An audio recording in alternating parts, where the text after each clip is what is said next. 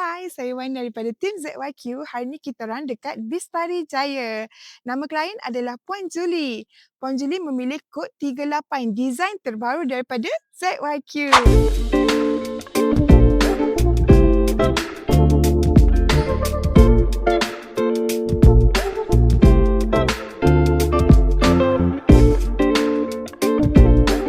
Ini adalah bahagian hadapan kod 38. Okey, jom kita pergi ke sebelah sana. Untuk kod 38, korang akan dapat desain macam ni tau. Cantik kan? Okey, bahagian sini pun korang akan dapat desain seperti ini. Wow, sangat moden kan? Di sini pula bahagian foyer. Foyer ni untuk lepak-lepak santai-santai bersama family tercinta. Okey, di bahagian hadapan kita ada aksesori lampu tiang. Di atas pula, untuk kod 38, kita ada kayu tunjuk langit.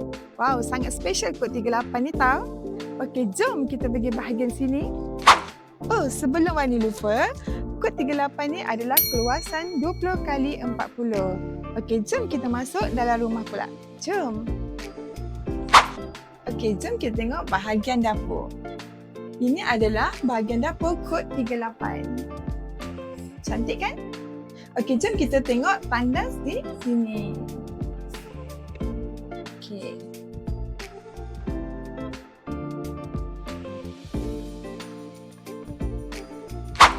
Okey, jom kita tengok bahagian bilik pula. Wah, cantik kan? Okey, jom kita pergi ke next bilik. Okey, ini bilik yang kedua. Wow. Okay, jom kita masuk bilik master bedroom. Wow. So, dekat sini ada tandas tau. Jom kita tengok. Okey. Okey, ni tandas untuk master bedroom. Okey, untuk master bedroom, kita ada bagi sinki. Apa yang menarik bila anda memilih ZYQ untuk membina rumah, anda akan mendapat pintu security door. Wow, cantik kan?